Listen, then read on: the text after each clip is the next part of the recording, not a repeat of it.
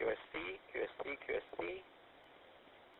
Welcome to the 9H HAM GlobalNet net, which originates from the Maltese Islands and is held every other Thursday at 8 p.m. Malta time, 6 p.m. UTC. 9 Hotel 5 Foxtrot Alpha, Anthony. And I will be starting off the net today. But as we have been going on for the last couple of nets, this is not a directed net. It is an open net, so anyone can just call, say his call sign and ask any questions or talk as he wishes without having to go through net control. Before we start the net, is there any emergency traffic?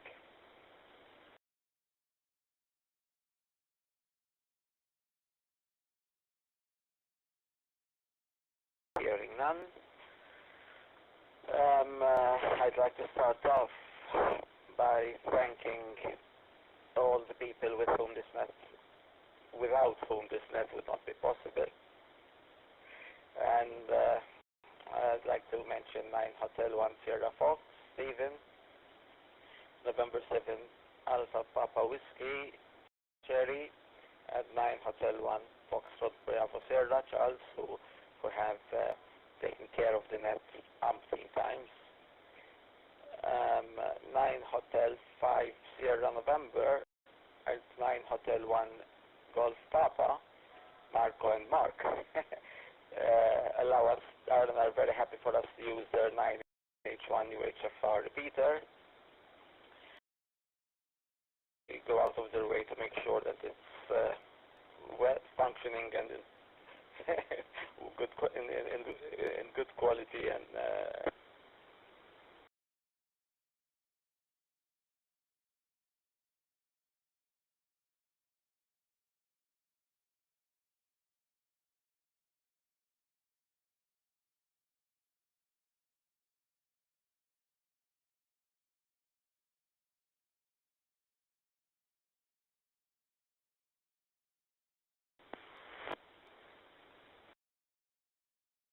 this is 9 Hotel 5 Foxtrot Alpha.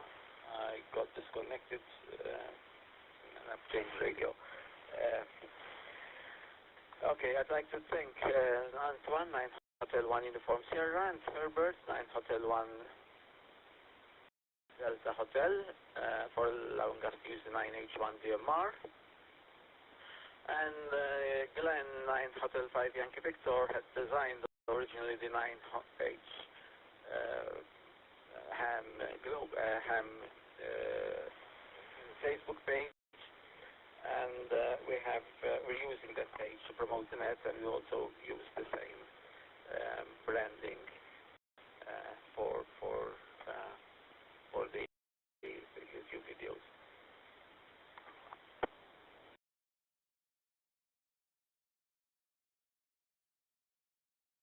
I will pause every few minutes in order to allow the repeaters to recycle,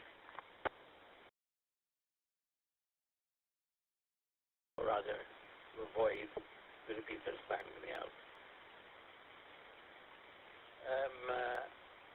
Okay, let's start the 9H HAM GlobalNet, and we'll start by taking 2 seconds from any and all stations. So please give your name and call sign phonetically, and leave 2 or 3 seconds between check-ins to avoid doubling of people at the same time. So anyone who would like to check in, please come forward, give your name, call sign, and we are logging these, and well, I need to update the online log a bit, but I'll do that soon. And all nets have been logged. By the way, today is the 91st net. 91st net. That's a great achievement, I think. Thanks to everyone. Okay, so are there any check-ins? This is 9 Hotel 5 Foxtrot Alpha calling for any check-ins to today's edition of the 9H HAM GlobalNet.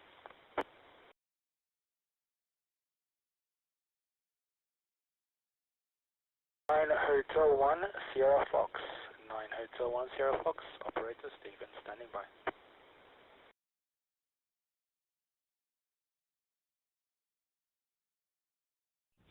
Kilo Kilo 4 Romeo Yankee Golf KK4 RYG standing by.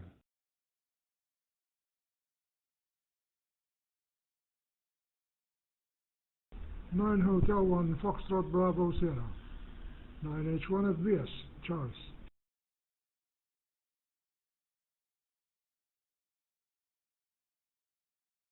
9 Hotel 2 Mike Echo. 9 Hotel 2 Mike Echo. This is Jay. 9 Hotel 5 Tango Sierra. Traverse here.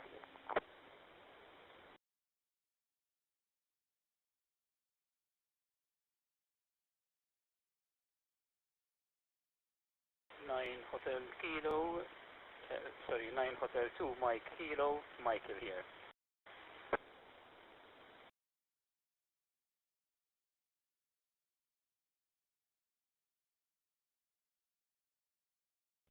November 7, Alpha Papa Whiskey. Jerry, it's nice to hear everybody on. Anthony, thank you for picking up the net on such short notice. I think I have a case of heat exhaustion because although it's only 12 noon here in Wyoming, it's already 34 degrees. So I'll never learn. But that's it for now, and thank you very much once again. And 7 APW.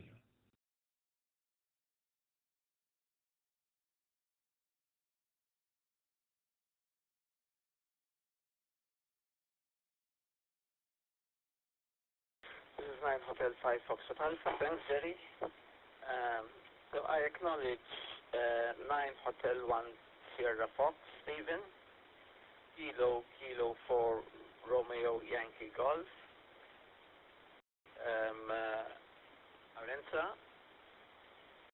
9 Hotel 1 Foxtrot Bravo Sierra. Charles. 9 Hotel 2 Mike Echo. James. 9 Hotel 5 Tango Sierra, Trevor.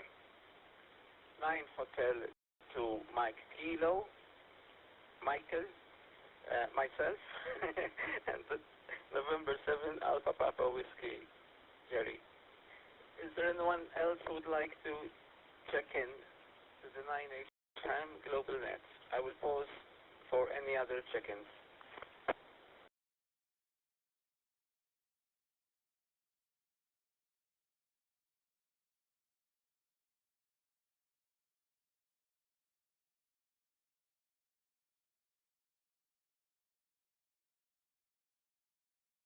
Okay, hearing none, we can comment. We'll also pause later for any late check-ins. So, as you may be aware, over the last few nets, we've changed the structure from a directed net to an open net, and we're trying to have a topic to discuss during every single net. And today, we have a brand new radio amateur, who just got licensed very recently, and he obtained his license in a very original way. His call sign is 9 Hotel 2 Mike Kilo. His name is Michael Caruana. He works at the same QTH where I am, at the same place where I work, so we know each other quite well. And he has very kindly today offered to tell us about his experience with getting a license, first of all, and what he intends to do to expand the hobby, and in which the areas which he's most interested in. So I'm going to pass on the mic to 9 Hotel 2 Mike Kilo, and you have the floor. Mike, after you finish, you can just pass on the mic to the floor. You usually pass it on to the floor, and so that anyone who would like to ask any question or pass a comment can just say his call sign and go ahead. So Mike 29 Hotel 2 Mike Kilo, this is 9 Hotel 5 Foxtrot Alpha.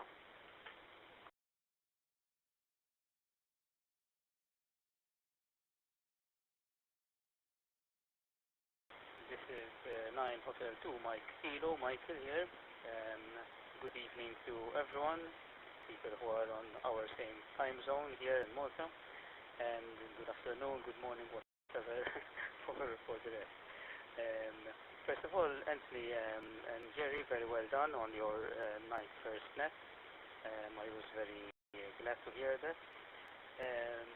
Yes, and thank you for inviting me tonight. I'll try and keep it as interesting as I can. Hopefully, by the end, people will still be there and no one would be asleep. Okay, I'll pass it on to the floor for just 2 seconds.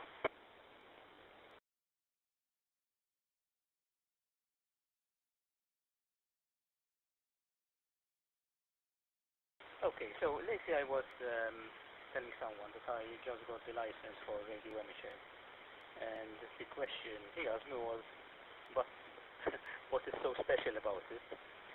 You know, and for a minute it got me off hook, sort of. It got me thinking a bit. For someone who is an outsider to ham radio, and they see this just as a chat device where people just bring up some small talk. For a moment I couldn't find the right description.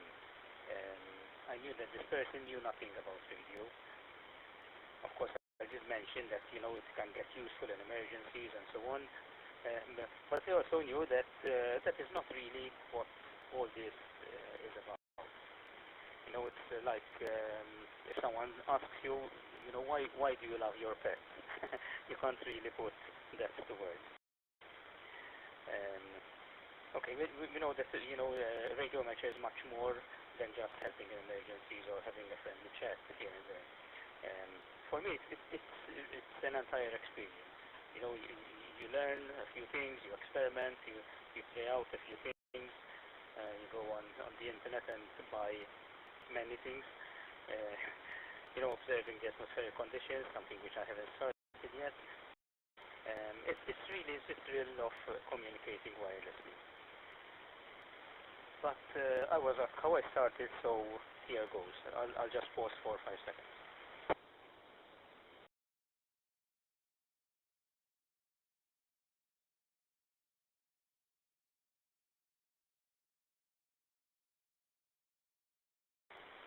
Okay, so I was talking about the thrill of radio communication.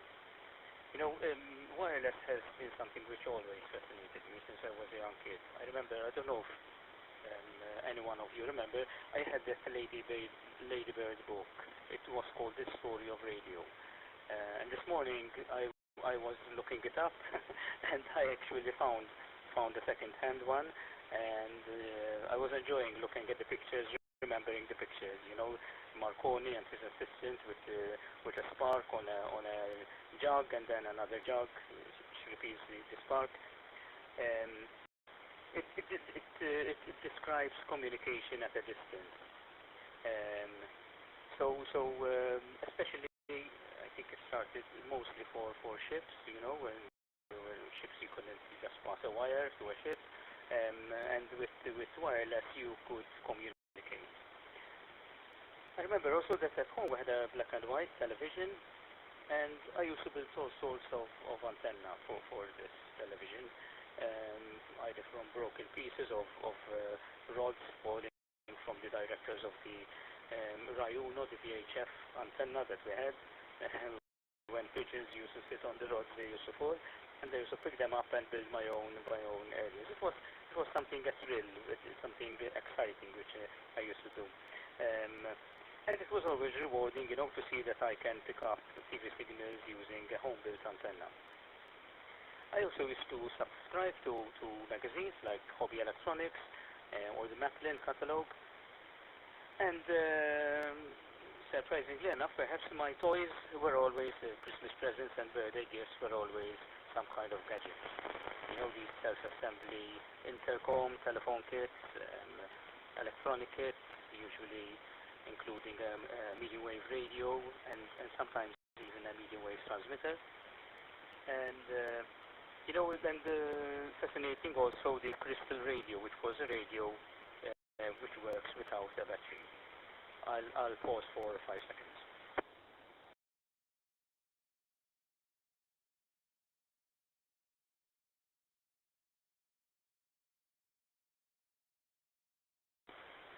But of course, I always wanted a walkie-talkie, like like I used to watch on television shows. Unfortunately, at that time, first of all, I was young, and it was illegal in Malta to have a walkie-talkie. A friend of mine, when I mentioned walkie-talkie, told me, no, that's called two-way radio, not a walkie-talkie. Anyway, so my love for radio communication. I remember waking up early in the morning at about 5:45 before Radio Malta used to start broadcasting. At the time, Radio Malta used to switch off their transmitters at night.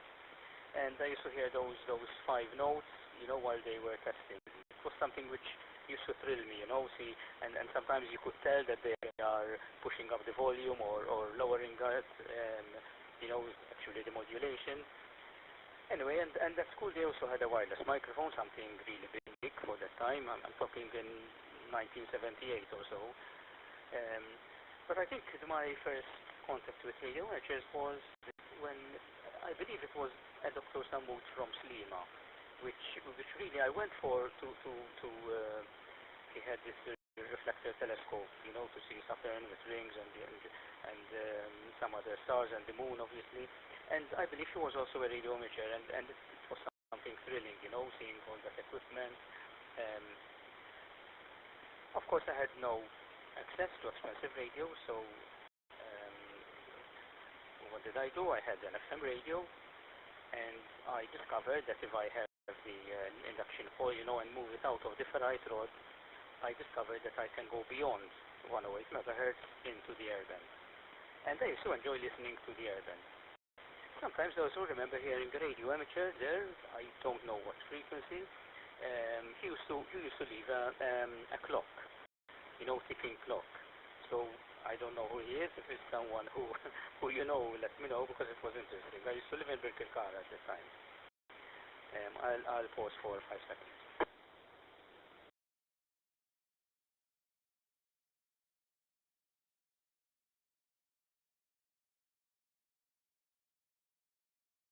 Growing up, I had a work phase at the AEMU, at the Office of the Prime Minister, the Advanced Electronics Maintenance Unit, which was all about transmitters and receivers and scrambling and whatever.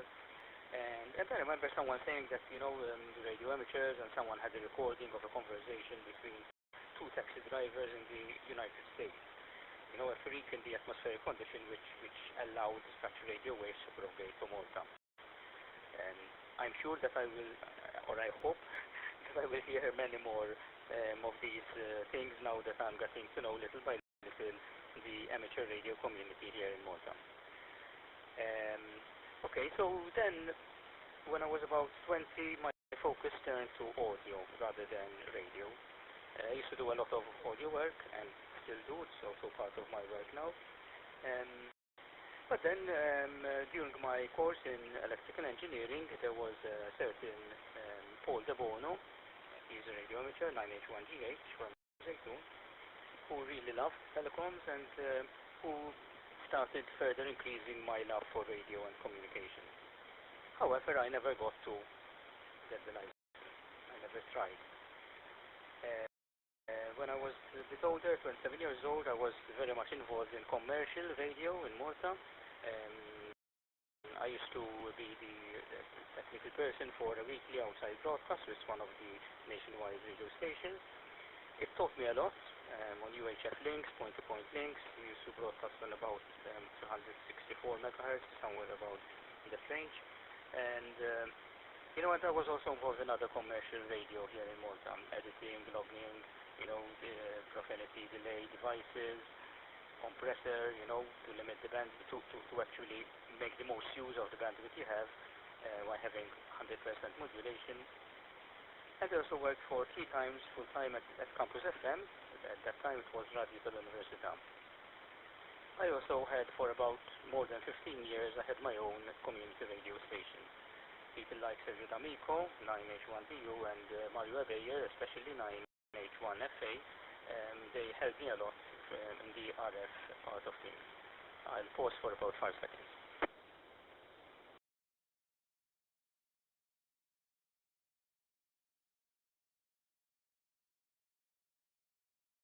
Okay, so almost concluding here, how did I become a radio amateur? So in June this year, I saw Anthony, 9H5F, at work, and he had a handheld in his hand, apart from lots of books and whatever. And I asked him about it, and he told me because he is a radio amateur. And he sent me a link for the amateur radio examination manual. I obviously went quickly to my office, made an order from Amazon, and one thing that Anthony told me was that you don't need the Morse code any longer to become a radio amateur, and that was something which I liked. So I ordered this book. I said, okay, so the course would start now at MARL, the course would start in October. Let me see what all this entails. And so I ordered the book. When I received the book, I said, interesting, sort of, it's not something out of the world. In the meantime, I also joined the Facebook page of MARA, the local organization, and I realized that an exam was coming up in August, early August. And I said, okay, let me take a chance, let me just apply for the exam without going for any lecture. And I had about 3 weeks intensively sort of studying from this book that I had. I went for the exam, and lucky enough, I passed, so I became a radio amateur. I'll stop for a few seconds.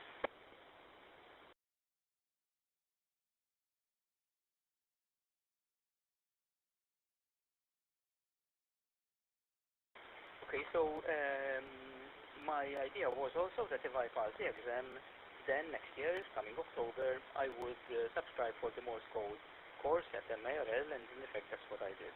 Hopefully in October I'll start the course of Morse code, and one of my intentions is to really network with other people, with other local radio amateurs, going to the club, getting used to things, and at the same time learning the codes for Morse code and the abbreviations and everything. So currently I have the ISU FT70D handheld, the one that I'm using now. It's connected to a discone antenna, external antenna. And then I have a 2 Baofeng UV5Rs handheld, which I sometimes use as a local repeater at home. At the moment I'm in the washroom on the roof, because I have my handheld connected to the antenna. From downstairs I cannot open the repeater, so what I do, I make like a small local repeater so that I can connect with my washroom, and it in turn connects me to the repeater. Excuse me. So maybe the discone, I bought it. In the future I hope to build something myself once I get the hang of things. And obviously I hope to move on to HF once I get the hang of what equipment I need, and maybe I learn more. At the moment I'm limiting myself to VHF and UHF. Really and truly I don't know why I waited so long to become a radio amateur, but maybe everything fell in place, and that's it, I passed the exam. Okay, I'll stop for a few seconds.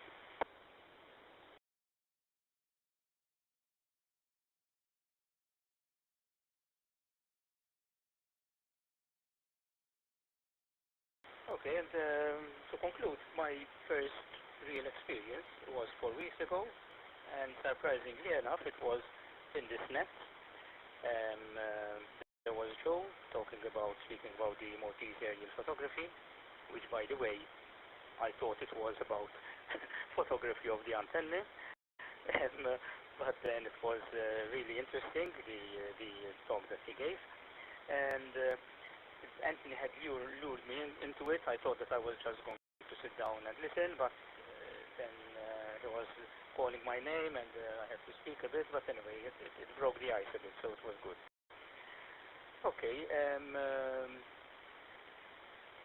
that's it for now. I return the mic to the floor if anyone wants to ask questions or whatever. Thank you.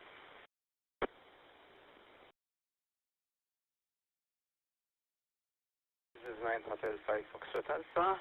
Thank you very much, Mike. Let me add one thing to what you said. First of all, thanks a lot for providing all that background. I didn't know 3/4 of it. But one thing I'd like to add is that, you know, one fine morning, I knew that Mike had bought the amateur radio examination syllabus text. But about a month or 2 months later, he sent me a message in the morning saying, my call sign is 9 Hotel 2 Mike Kilo, and I'd like to make a QRZ page. And sort of this was 2 months after I had given him the link for the book. So I thought he was, you know, kidding. I sent him a message back. I told him, Mike, you good idea to create a fake QRZ page. He got back and said, fake? What do you mean fake? And I didn't believe him. I thought he was pulling my leg. And I think it kept going back and forth with about 4 or 5 messages. And then I suspected that it wasn't even him who was messaging me, but someone hacked into his WhatsApp account. And then he just got the phone and phoned me.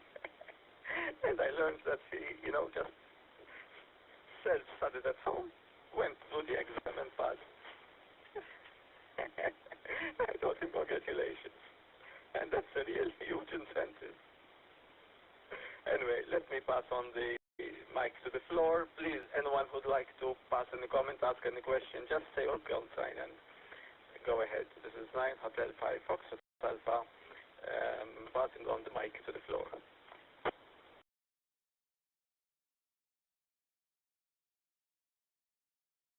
I don't have to tell you guys, but I have a couple of comments. And 7 APW. Let me make sure I'm not doubling with anybody.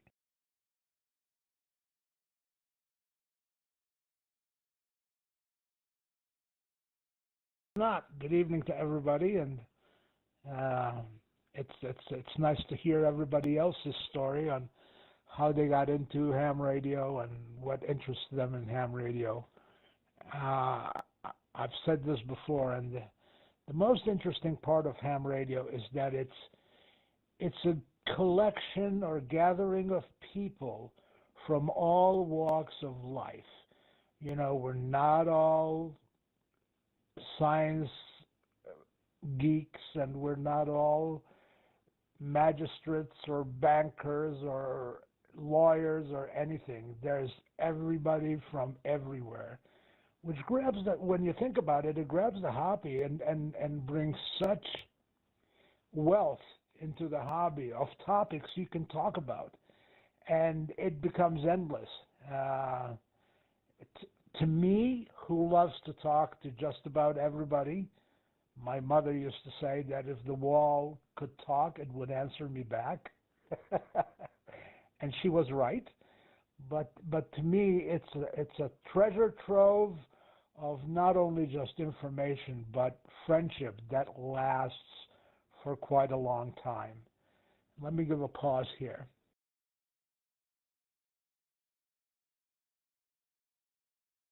I've always cherished ham radio. In fact, in a couple of weeks, my original Maltese license is celebrating 50 years. That's crazy. And my call sign is 9 Hotel 1 Echo Fox. And at the time, they were handing them out sequentially. Not, you couldn't just ask for a certain call sign, your initials, or anything like that. Whatever was next in the bucket is what you got. And I'm very proud of that. You had mentioned something about hearing two CBers in the United States talking from Malta, and the reason for that is very simple.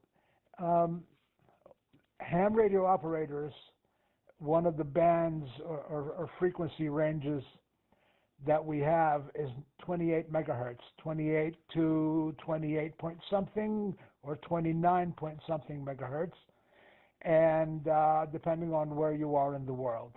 And it's right at the so to speak edge of HF or high frequency. And the CBers in the United States, their frequency is somewhere in the 27.567 range, which puts it really, really close.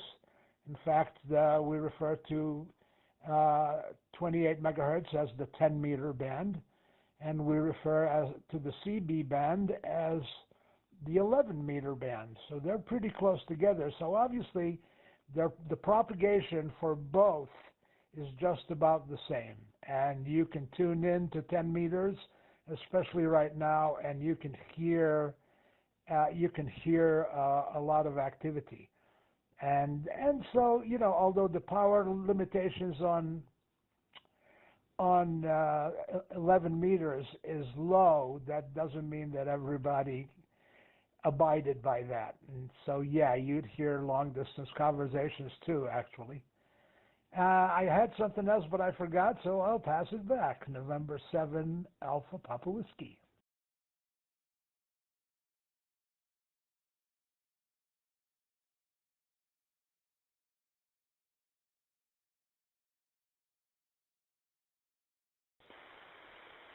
Hotel 2 my kilo here. Yes, in fact, HF is very interesting, especially because you can listen to long distance conversations and speak also, and that is something which hopefully next year I'll look into. At the moment I'm just happy and getting to know people and getting to know even the way to talk. Sometimes I do make mistakes, not knowing whether I should say my call sign first or not. And well, yes, I think this was something special, sort of, that you know, to people from the taxi, they were talking to each other, probably on low power, probably, and they could actually hear the whole conversation. This is 9 Hotel 2 my kilo.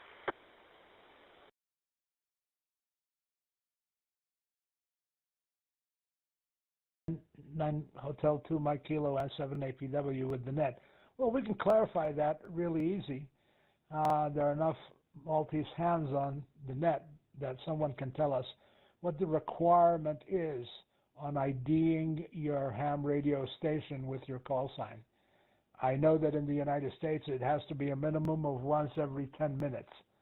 And we abide by that mostly. Do you ever miss it? Oh, well, you know, who's perfect? Nobody. And nobody is going to come and take your license away from you either. You're not really abusing it. It's just an oversight. So let me pause here. What is the rule on Malta governing the ID of a ham radio station on the air?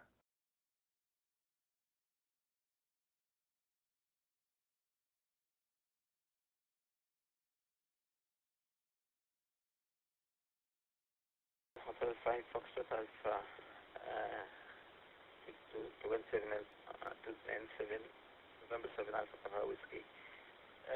Jerry, there is nothing in the actual local amateur radio legislation, in the MCA, the Multi Communications Authority directives or local legislation, but the rule of thumb is to do as you said,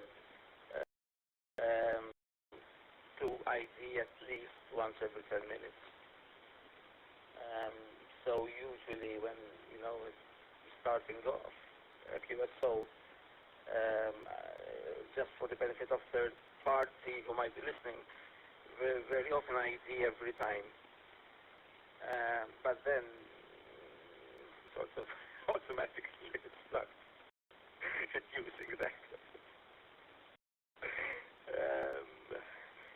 Back to the floor. This is 9 Hotel 5 Foxtrot Alpha with the group 9H HAM GlobalNet.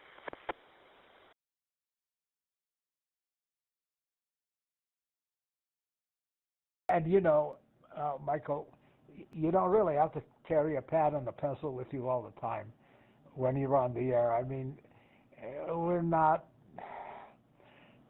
Somebody might make a comment, but don't take it personally because it kind of ruins the whole idea of fun. But you know, oftentimes, especially now that I'm old, always older, I forget the other station's call sign because I don't have pen and paper. So when I'm giving it over to somebody, I say, well, let me pass it back to you. This is November 7 Alpha Papa Whiskey. And I've satisfied the conditions for my license because I've identified my station in less time than 10 minutes, and that's all that's required. You know, way back when I got licensed in 1974, you had to have a logbook. You had to have every contact as an entry in the call book. But now that's no longer the case in most cases. Now I'll be the first to stand in line and say I still have my old logbooks, but I'll also be the first in line to say I don't keep a logbook anymore. And I'm sure there are quite a few others like me, especially when you're mobile. I mean, no, I'm not going to do anything to cause an accident and put my life or somebody else's life at risk as 7 APW.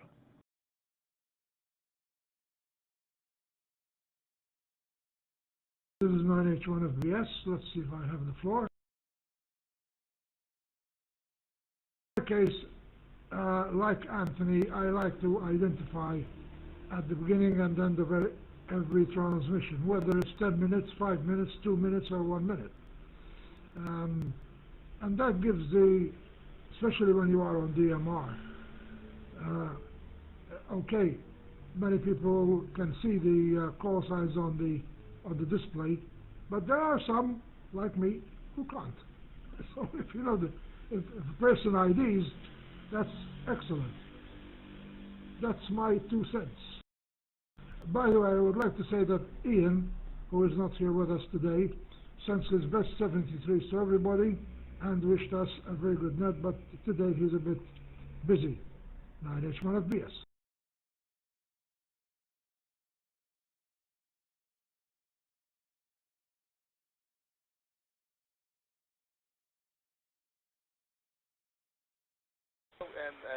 This is 9H2 Montino. From my experience, sometimes I get confused though. I would say so, because you know, you say both call signs, who you are and who you're talking to. And sometimes as Jerry was saying, you keep pen and pencil. In my case, that's what I do. And then I tend to get things up quite easily. and sometimes I wouldn't know who the person is, whether it was the first call sign or the second call sign. And sometimes I would say, all right, that one is this name. And I look it up quickly on qrz.com and I say, okay, that's and then I realize that it was the other person. But anyway, that's my experience. Hopefully by time I will get used to it. Back to the floor.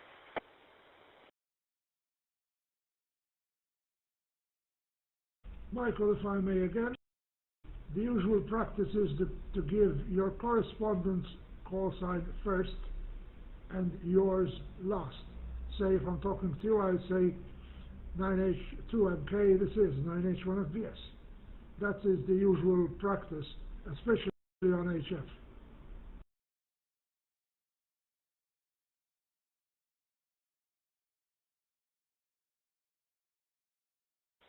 Yeah, I can imagine on HF. I think it would be important because HF, you know, I don't have much experience, but from what I gather, sometimes the signal can be fading in and out, so then it can get a bit complicated or mixed up. So I believe on HF, yes, you would need to keep repeating the call sign. So this is 9H2 by kilo to the floor.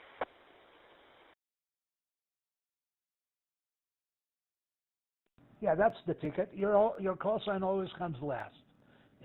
So their call sign and then your call sign. Just like we say, well, okay, I'll be quiet now, Michael, and give it back to you. And then obviously, after a while, it gets natural to say this is 9H2 Mike Kilo or November 7 Alpha Papa Whiskey or whoever's call sign it is. So yours comes last, and theirs comes before yours. If it's a whole group and it's a circular a round table, then you pass it to the person next on a round table. But this isn't a round table.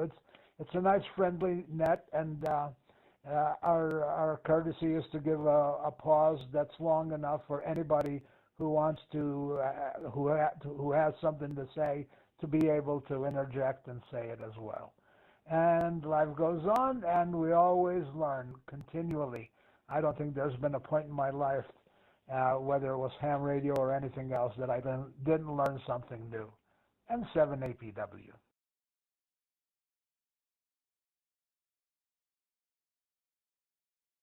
And another thing is, there's no hard and fast rule on what phonetics you use. I could say 9 Henry 1, France, Baker, Sugar. But if you use the official 9 Hotel 1, Foxtrot Bravo Sierra, everybody would find it easier to understand you. One point is that certain countries use their own cities, Firenze, Bologna, Sassari, for example, something like that, Okay, back to the Florida, NH1FBS. I'm talking too much this evening.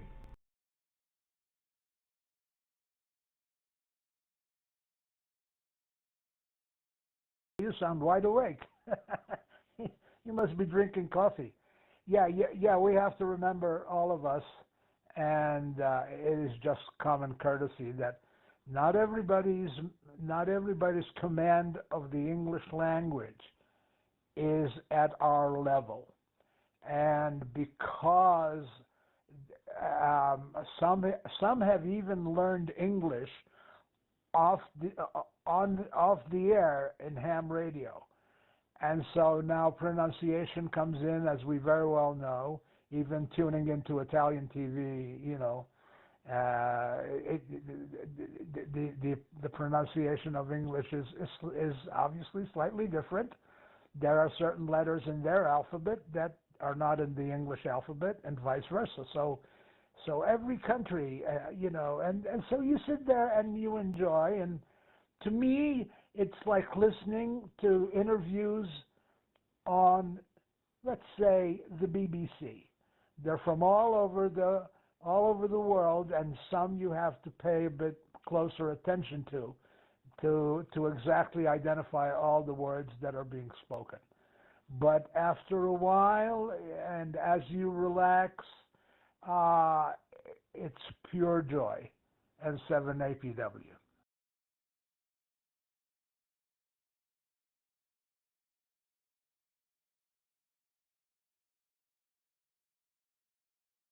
This is 9 Hotel 5 Foxtrot Alpha. I'm going to change slightly the subject. Okay, I'm just recalling James. Sorry, not James, Mike. At one point in time, if I understood correctly, said that someone used to leave a clock ticking while transmitting on the air bands. So did it mean that someone was actually occupying an urban frequency just with a ticking clock? Oh, wow, that would be a bit dangerous, I think. Is that what you said? I mean, frequencies. I feel quite surprised about that. 9 Hotel 2 Mike Kilo, this is 9 Hotel 5 Foxtrot Alpha. This is Hotel 2 Mike Kilo, so really and truly I should mention all the codes of everyone here, and then mine. No, I'm joking. Yes, certainly. I don't know what frequency it was. I just had this small portable FM radio, and by accident I had discovered that if I actually slide the ferrite rod out of the coil, it would actually start changing the stations, and that way what I know for sure is that I used to hear the airband. I used to hear the approach of the planes and whatever. But somehow, I don't know which frequency, but somehow I remember that sometimes I used to get a frequency where I used to hear a clock ticking.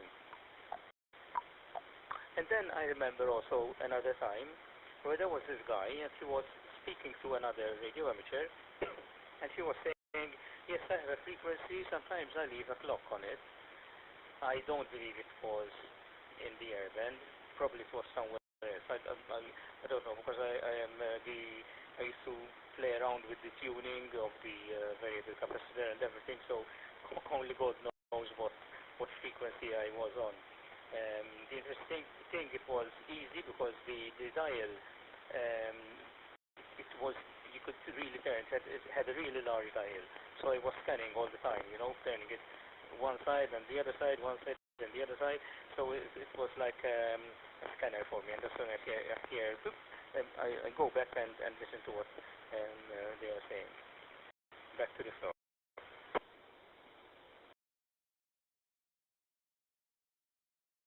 I can shed some light on that and 7APW.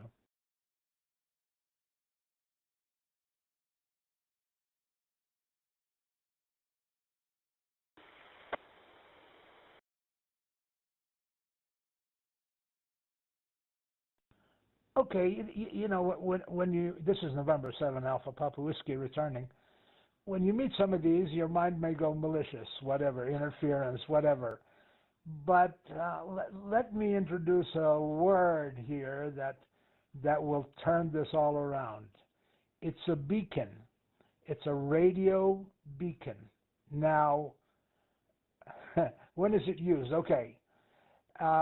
First of all, there used to be and still are time services that continually transmit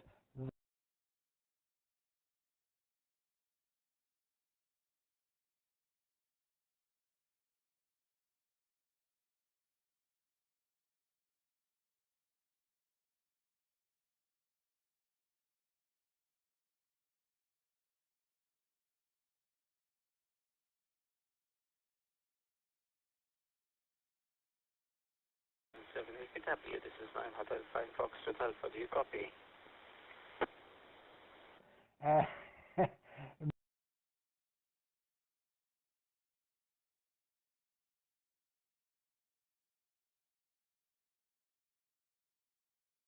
think you've got a problem. 7 APW, this is 9 Hotel 5 Foxtrot Alpha, do you copy?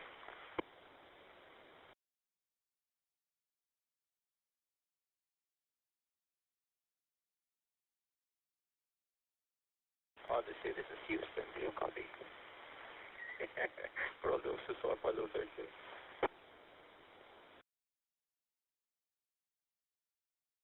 Yeah, just for information, on HF, what I remember was 5, 10, 15, and 20, and I believe also 25, but I'm not sure about that, but 20 definitely. There are time signals from different parts of the world, and some of them even give the way propagation is behaving. So when you get your HF, you might try one of those, and at every minute they will say the minute, the time in UTC or GMT. They don't They don't go by any other time. That is the international standard, GMT. So now it would be 2050. 1850. If you had heard the time signal, it would say the time now is 1850. Back to the floor, 9H 1FBS. And I'm reconnected again. I don't know whether I dropped off or when I dropped off. N7APW.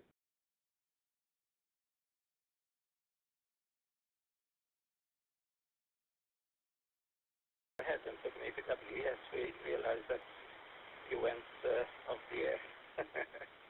And I was trying to call you to see if you copy. And at one point in time I said, oh, they say this is Houston, do you copy? For all those who are fans of Apollo 13 movies.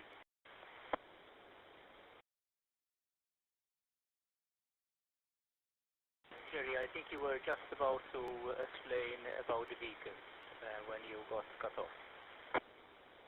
Second part is keeping on being a beacon.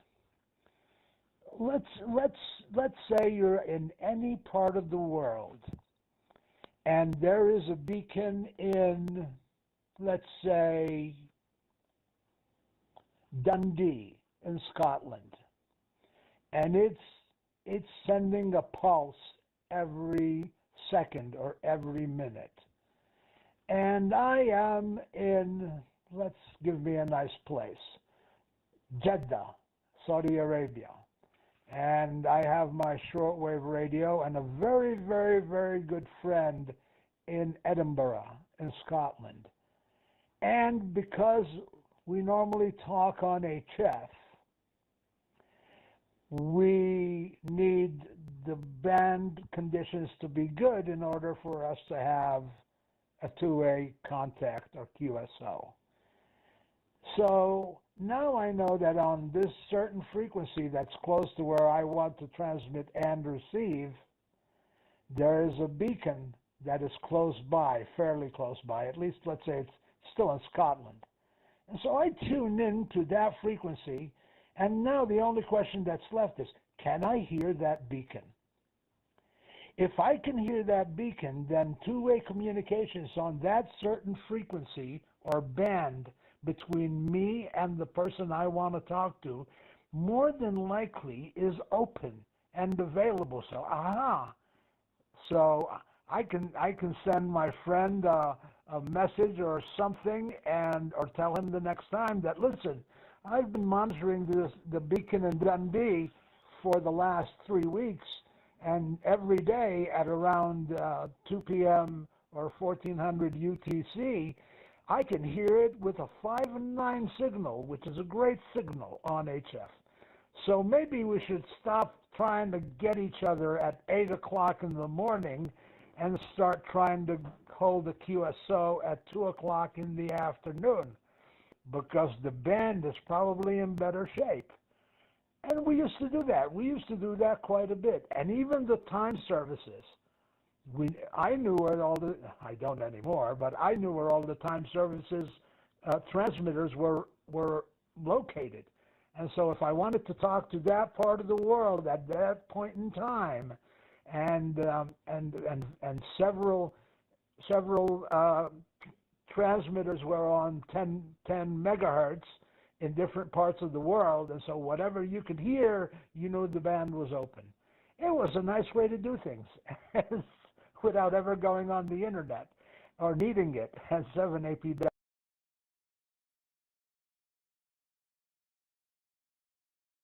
I have a favor to ask. This is KK4RYG.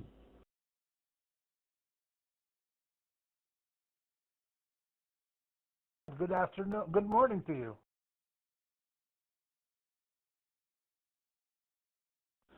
Good morning. Thank you. I'm interested in that. If you get a chance, if it's not too much to ask, can you send me an email? My email address is kilo4 Romeo Yankee Golf @gmail.com. I would like to try that. You know, I want to see if I could do it. But that sounds like fun. if that's still something that people can do. Back to you.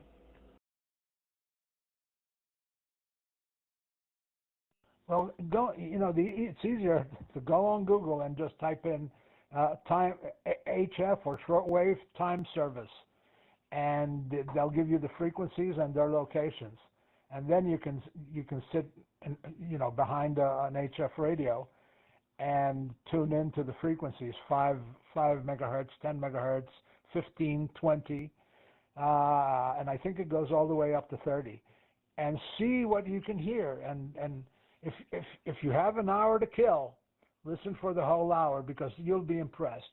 They will also, if they're still doing it, and I know they are, but they will also give weather reports for the North Atlantic, the South Atlantic, the North Pacific, the South Pacific, and there's now a hurricane that's close to Florida, and they will give coordinates for any of those. Obviously, especially in the past, ships used it a lot to avoid bad weather.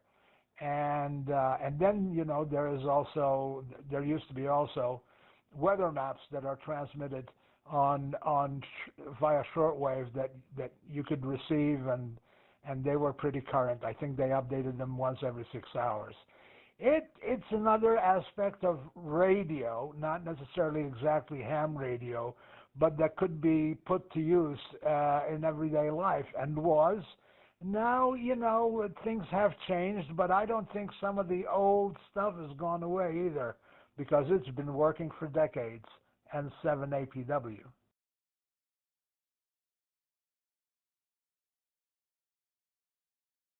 Okay, I copied that. I'm going to look it up. HF Time Services. Man, I can't wait to hear those stories. Thank you. And wanted to say hello to everybody that's listening. I'm having some internet issues up here, but hopefully in the near future I'm going to be okay. So with that said, I'm going to go ahead and leave it to the rest of the committee, or the panel rather. This is KK4 RYG.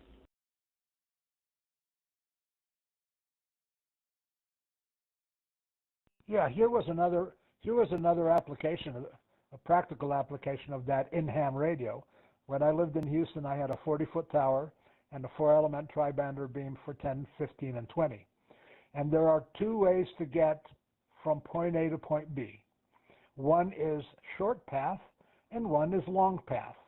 Now, obviously, your mind may say that short path is the preferred path. Well, if by using the short path, the propagation is skipping over you and you're not hearing anything, and you still want to talk to that station, if you turn your beam around 180 degrees, which now beams your signal long path, that station might come in as a 5 and 9, and you're going, whoa, and again, beacons were there, and so I tuned on a beacon around that frequency I wanted to transmit on, and obviously the antenna had a rotor on it, or a rotator, and if I could hear it short path, I always asked myself and turned the antenna around 180 degrees and says, let me see if I can hear it long path. And there have been times where Charlie and Charlie can tell you, 9H1FBS, that we have talked with a better signal by beaming long path from Malta to the United States than the short path, and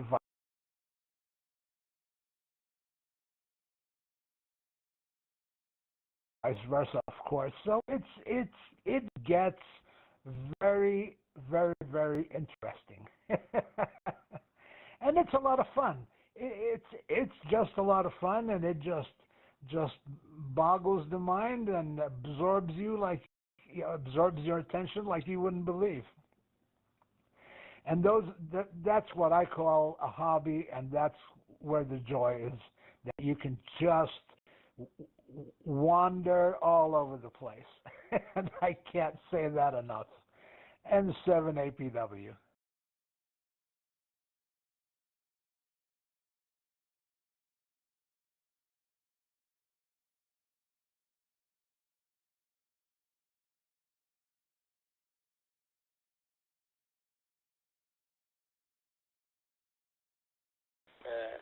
is 9 Hotel 5 Foxtrot Alpha. AK4RYG. There are a few newly licensed radio amateurs on the net today. And I'm sure they don't know your QTH, which is very unique. Would you like to tell them your QTH and something about it? And then we can sort of continue. Just you're our unique list participant nearly every net. KK4RYG with a 9H HAM GlobalNet. This is 9 Hotel 5 Foxtrot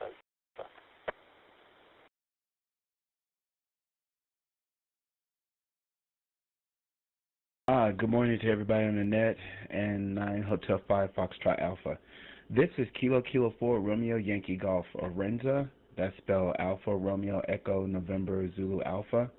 And my QTH is Anchorage, Alaska, USA. Anchorage, Alaska, USA.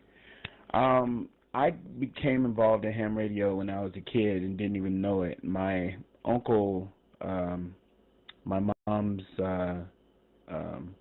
oldest brother, he had a CB radio, and he was operating around 28 megahertz, and he was getting truckers that were traveling back and forth from nearby highways within a range of 15 to 20 miles.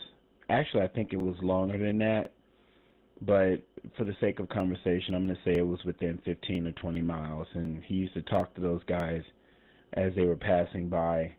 And I got kind of hooked on communication then, but I didn't quite understand the difference between Citizens Band and ham radio. And I didn't know that the two worlds were working together, because when you have the commercial CB radios, you think you're only allotted so much space or so much range. And I didn't realize the ham radio was on top of that, you know. So one of my neighbors down the street from my grandparents was a huge ham radio person. In fact, he was the net control operator for the Alabama net for a long time, and I didn't know it. So there were some times that I paid him a visit, and I learned about his technology versus CBs, and he explained that ham radio is actually better than that and can do everything the CBs do because they were only given a certain range, a range, whereas you could do more with ham radio. So, of course, later on in life, I got my license, and I could see for myself that he was right, and I haven't been the same since. But that's pretty much my story. I plan to update my QRZ with more detailed information about what got me involved in ham radio, but it's safe to say that it was my uncle that was responsible for that. Back to you. This is K4RYG, awaiting further questions.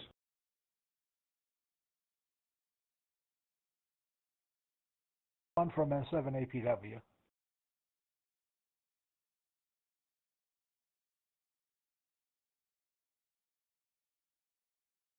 Yes, go ahead. That ham radio is still quite important up in Alaska, and of course the northern territories of Canada do. It used to be when I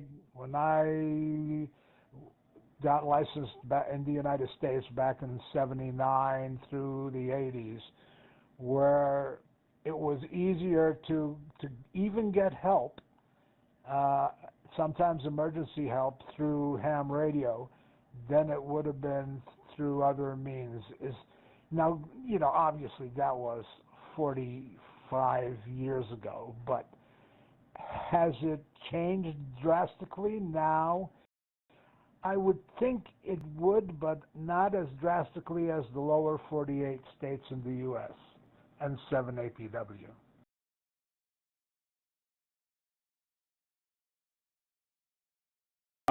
It's a mixed answer. I'd say that things have not changed, but the enthusiasm or the excitement of it has not really struck the younger group of people. So it's mostly the older generation that's playing around with the technology, and sometimes people who get off work from typical jobs they play around with the technology too, but it doesn't have that same Disney feeling. You know what I mean? It doesn't have that explosive excitement like it used to up here in Alaska. I think things are a little different in the South, like Florida, Alabama, Georgia, those places. I think that their enthusiasm is going through the roof. A lot of young people like ham radio down there, but up here, it's more of a pastime thing. I don't know. In the future, I'm looking forward to seeing what happens here, but my attention is in other parts of the world, so we'll see what happens. But that's what I can tell you for the most part. This is KK4RYG.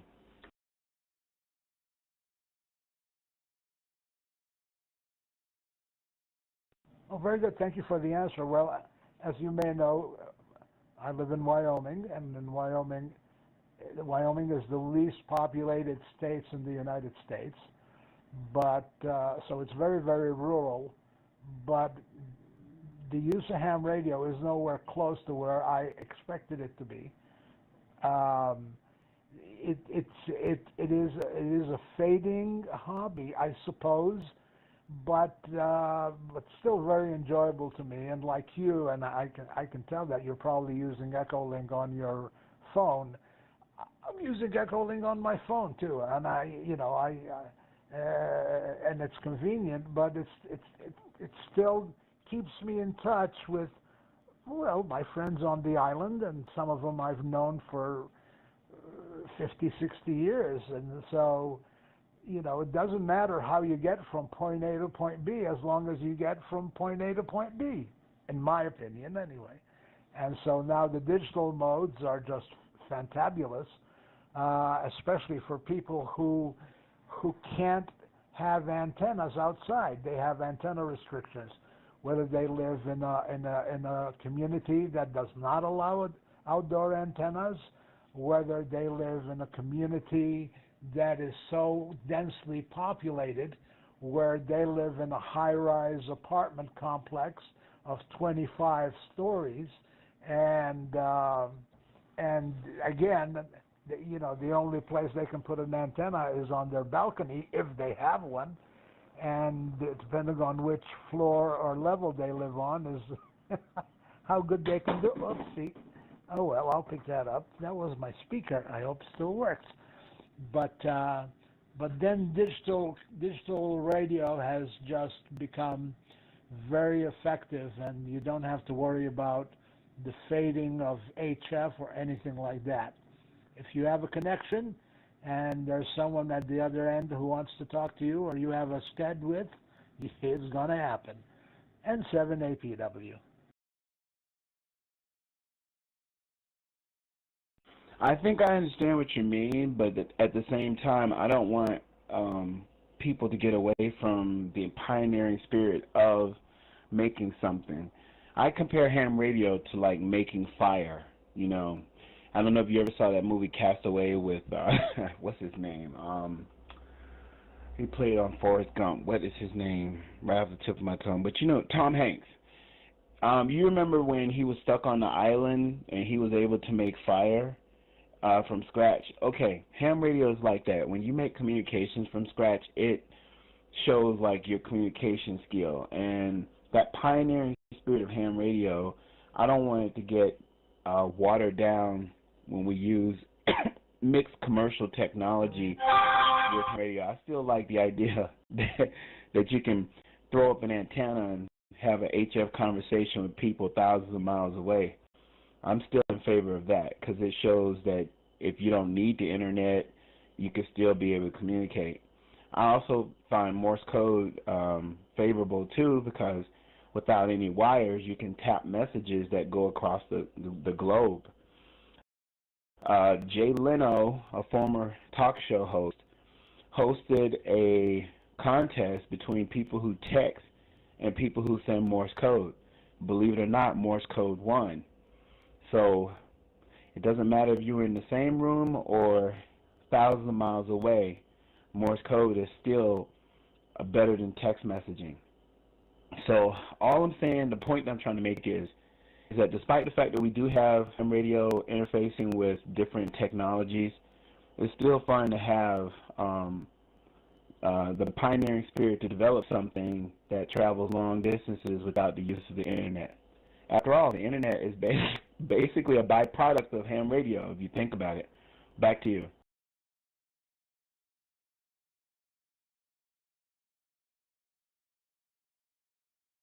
Yeah, that could be a discussion for another net. Uh, I don't know whether we necessarily have gone over our time or not, but it's a healthy discussion, and please join in, everybody. And that's true. Right now, the propagation is so good that you can, and I'm sure some people have already heard me say this. You can connect a wet noodle to a piece of coax cable and hang it out the side of the window, and you will get contacts on HF. It's that simple. And I haven't necessarily used a wet noodle, but I've used speaker wire, and I've loaded gutters up and other things to have something that radiates, that gets a communication from point A to point B. And it's a lot of fun. It's experimentation, and it works. One of the best aspects of ham radio for me used to be building antennas. And that's very exciting and quite easy. And you can actually build, just for fun, you can grab a measuring tape, and cut 19 pieces of measuring tape and connect them to each end of a piece of coax, and make sure the centers don't touch each other, and you have a dipole for 2 meters. And if that measuring tape is 7 inches instead of 19, you have a dipole for 440 megahertz. And if you connect the 2 measuring tapes together, 2 to the left and 2 to the right end of a piece of coax, you have a dual band antenna. Easy to make, and just go to the hardware store and buy a measuring tape, or have one that's rusting in the drawer, and convert its use to something totally different. And they work like a charm. They work like a charm. And if you could barely get into a repeater, this will get you in. So it's a lot of fun. It's a lot of minds that can be very creative. It's like, measuring tape is still metal, so why can't I just scrape the paint off of it, which gives me a good contact, and connect it to coax? You can. You can even make a 4-element beam out of measuring tape, with just a little more creativity, and off you go. And that gives you 10 dB of gain. Oh, you got me going, guys. And 7 APW. Yeah, but the thing is that, for example, we have the International Space Station, and I know the astronauts were homesick and they really want to come home. But during the times that you're stuck up there in space, if you have your amateur radio license, and I'm sure they do, they could have been finding new ways to communicate with us back on Earth. Back in the day, I used to hear my Elmer talk about fast scan and slow scan TV. Can you imagine what types of discoveries they could make while being up there in space? But that's just me. Like I said, the pioneering spirit is missing, and I hope to find it amongst other people whenever I talk to them on the radio or in person. And that's pretty much where I'm going with that. I mean, the Internet's great. Don't get me wrong. I use the Internet every day. But I also am, as a ham radio operator, want to be able to, discover technologies that is not a part of the Internet that will allow us to communicate even further than what the Internet is able to provide. And the only way we can get to that point is by experimenting with different techniques to push amateur radio into the next generation. Back to you, KK4RYG.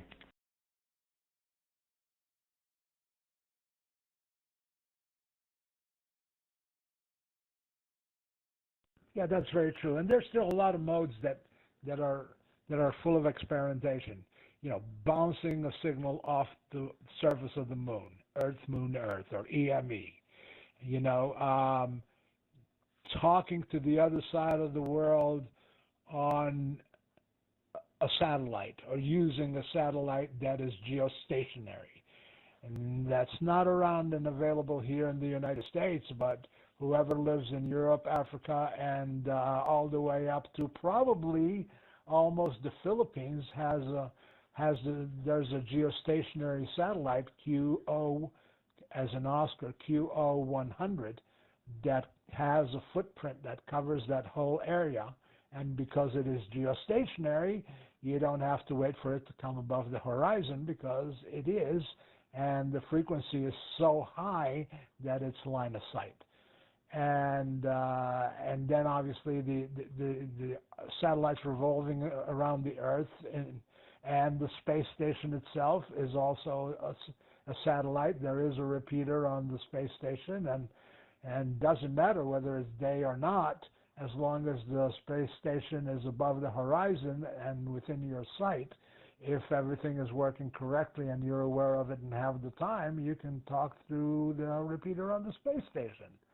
And I have heard from here in Wyoming during the day, and it doesn't matter whether it's day or night, but I have heard the repeater on the space station ID twice so far, with an HT and the antenna that comes, a quarter wave antenna that comes with the HT.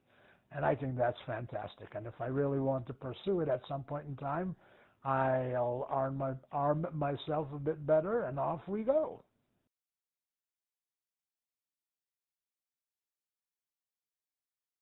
Good. All right, well, that's my take on the subject. I look forward to talking to you guys more about this and more stuff. This is KK4RYG. I got another meeting that's coming up, and I have to be able to attend it. But I just want you guys to know that I really appreciate you and look forward to talking to you in the near future about this and other subjects. But for the most part, I guess the moral of this is that you never stop, learning and, trying to find something different. Back to you guys. This is KK4RYG.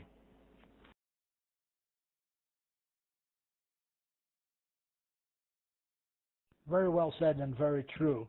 I'll give it back to the floor and to Anthony.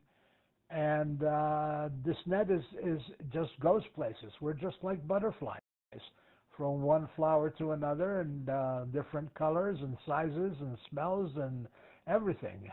I think it's great. November 7, Alpha Papa Whiskey.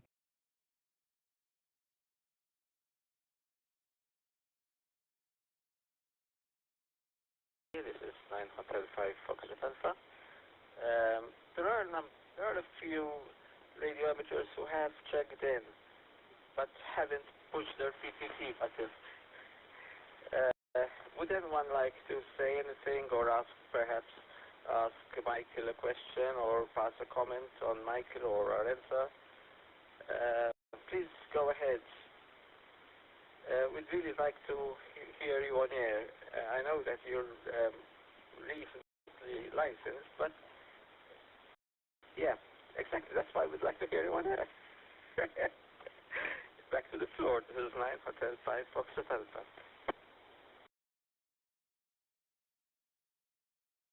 Nine Hotel 2 Mike Kilo, 9 Hotel 2 Mike Kilo, this is 9 Hotel 2 Mike Echo, this is James.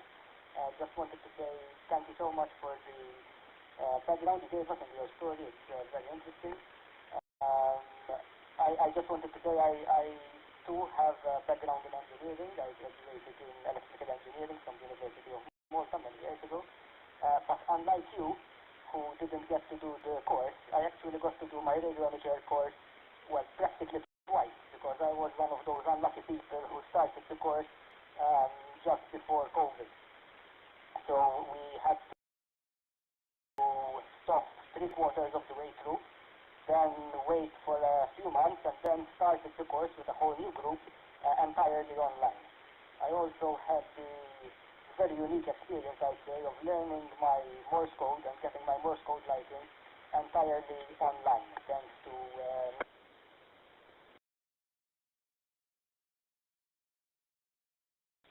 this is 9 Hotel 2, Mike Echo, back to you.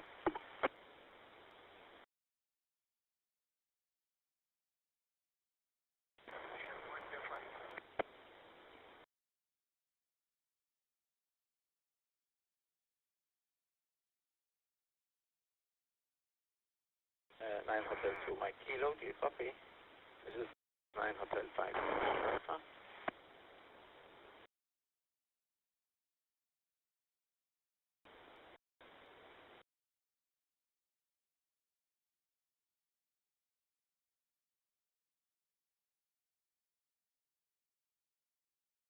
Mike Kilo, do you copy? This is 9 Hotel 5, Foxtrot Alpha.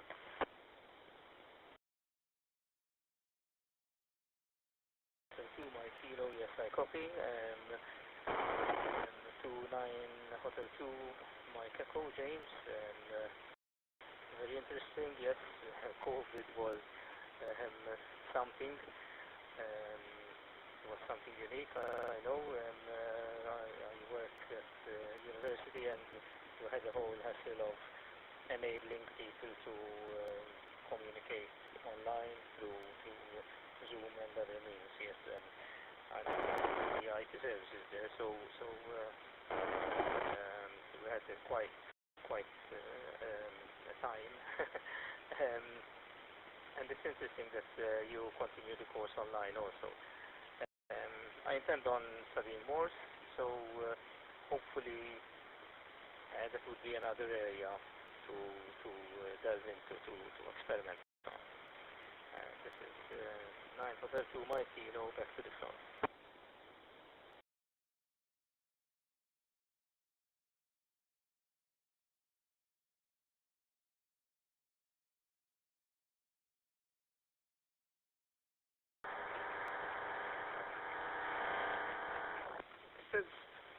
Since we've been holding an open net instead of a closed, instead of a directed net, our nets have actually been taking longer.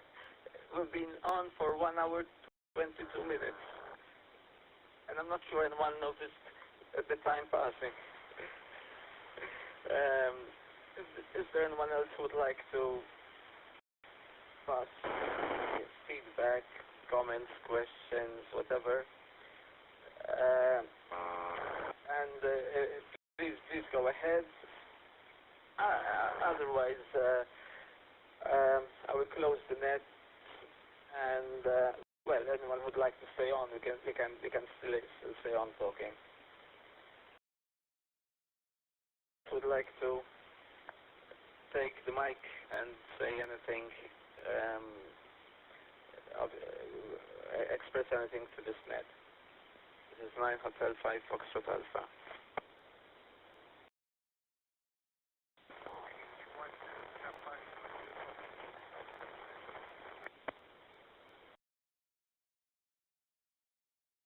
So 1 Sierra Fox.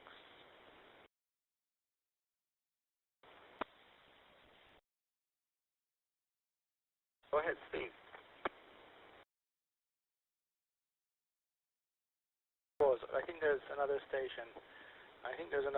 Maybe mobile, not too sure. I will give another pause and just wait and see. From 9 Hotel 1 Sierra Fox.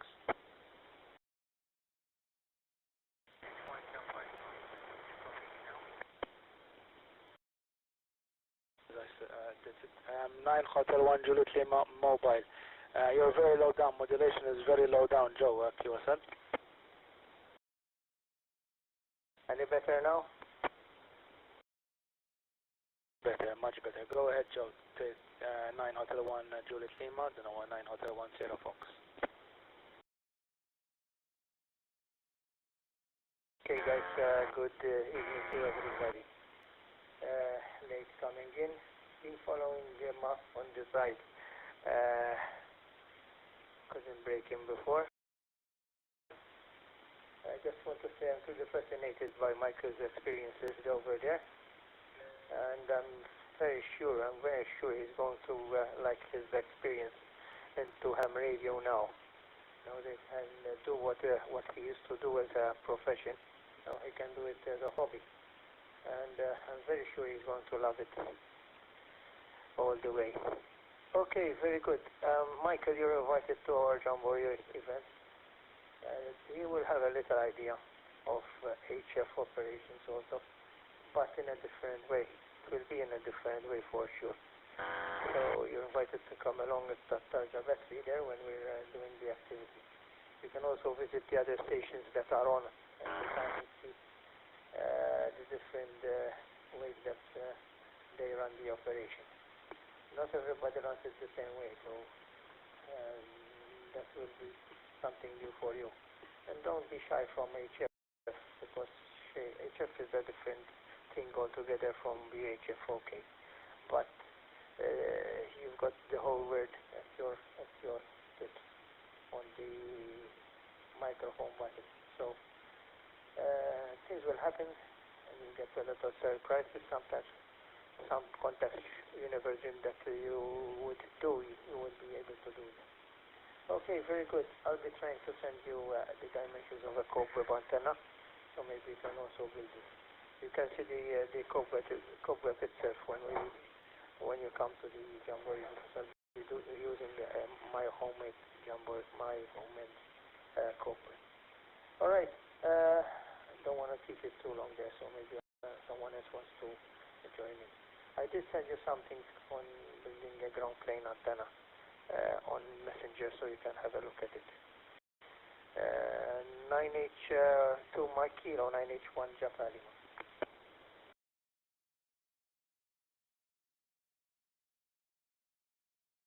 1 Jaffa Lima, this is 9H2 Mike Kilo. Yes, I got your message on Messenger. Yes, and I am planning actually to come to pay you a visit during the Jamboree. Hopefully I'll manage. Very good. Yes, I'm looking forward to HF also. As I said, hopefully next year I'll get myself a station, base station, which I can then start my journey in HF. This is 9 Hotel 2 Mike Kilo, back to the floor.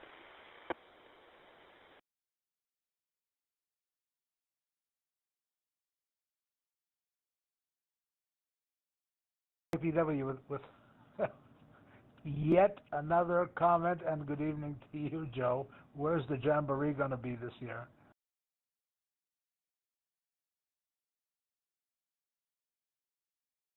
Okay, I posted it on 9H group, so you might have missed it over there, Gary.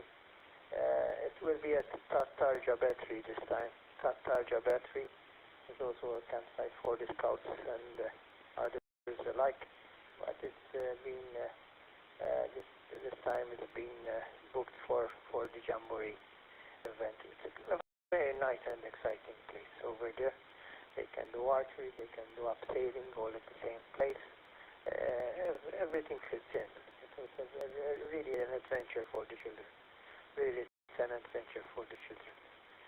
I think they have a bonfire also one of the nights, but I'm not around during the night. I have to charge up my battery. Okay, yeah. I hope we can meet you, and we can make the contact somehow, and we can also have a good chat with the kids again. Okay, very good. Other stations are trying to get on the air also.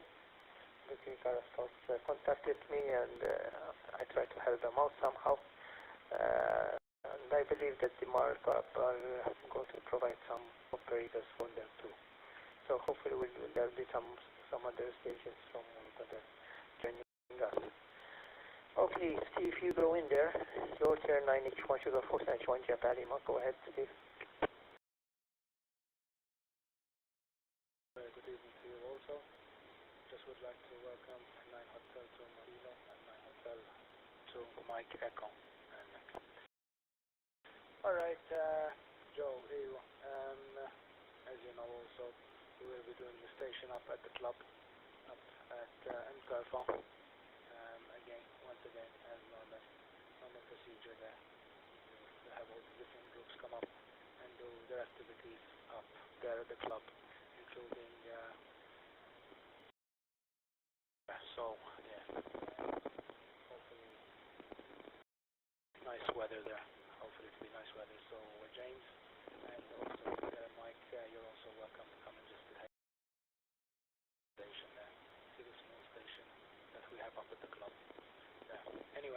Okay, very good. Guys, I'm going to say 73s from my side. And nice to be on after so long. And we will speak again hopefully very soon. So I'll pass the microphone back to the floor and I'll say 73s to all.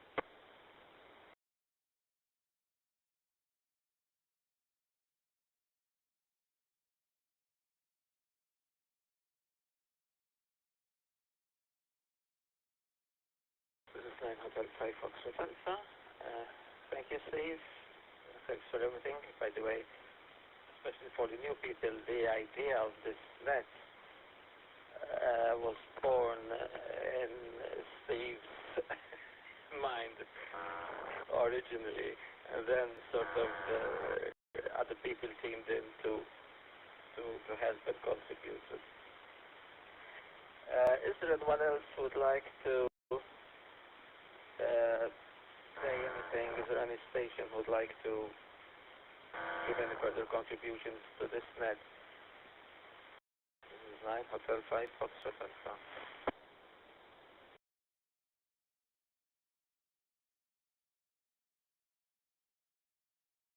Quick comment from me. Welcome 9H2 Mike Echo. Sorry, I cannot pass the microphone to you. But welcome to the HAM community over here. And anything you want to ask, just go ahead and ask us, my friend. We'll be more than pleased to help you out, for sure. Want to ask, go ahead. My name is Joe Japa, Oscar Echo, 9H1 Julio Lima is my call, and my location is in Mosta.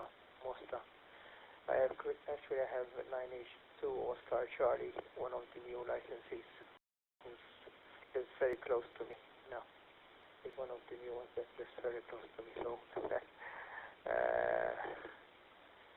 we're getting to be a good community also here in our area. There's 9H1 Echo Sierra, Fortunato, 9H1 Victor, November Victor Party, further up the road. So we're making a good quattro build over here in my area. Okay, I'll say 73 and a good night to you all, also to you, Steve, there, my friend, and all the rest of the people listening in, because I'm definitely sure others are listening in and they can't join us over here. So a good evening to everybody and a good night.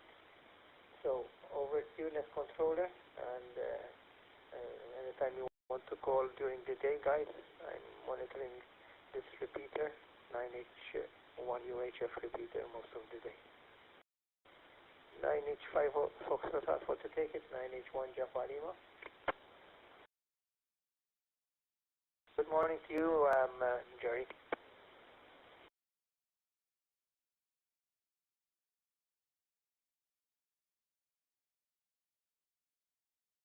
9H1 Japa Lima with the 9H HAM GlobalNet. This is 9 Hotel 5 Foxtrot Alpha. Thanks, Joe. And thanks for coming in. I logged you with today's check-ins.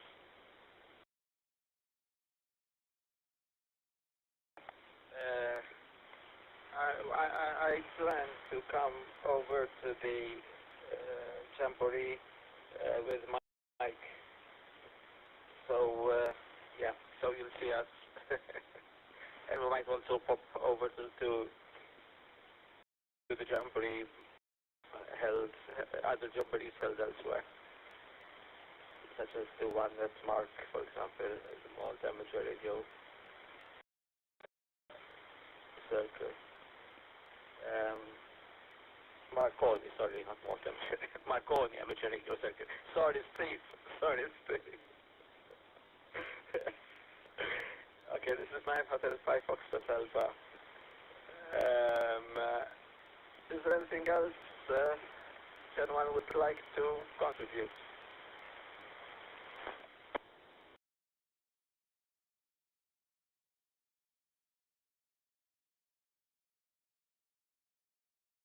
It's been a great net, Anthony, and 7APW. There was a lot of participation, and that's wonderful. And good evening to you, Joe.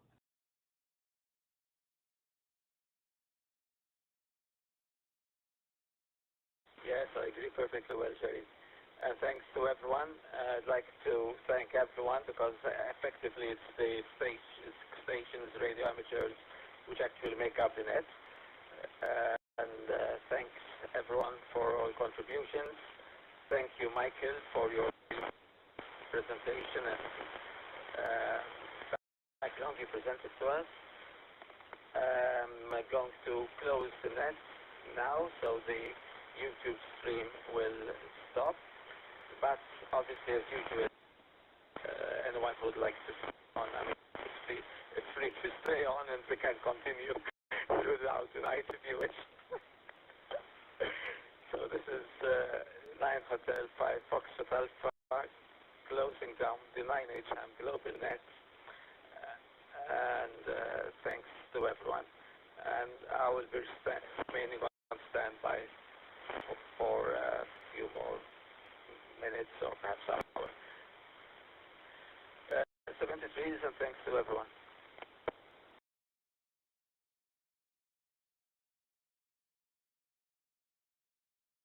Thank you, Anthony, for picking up the net at such short notice.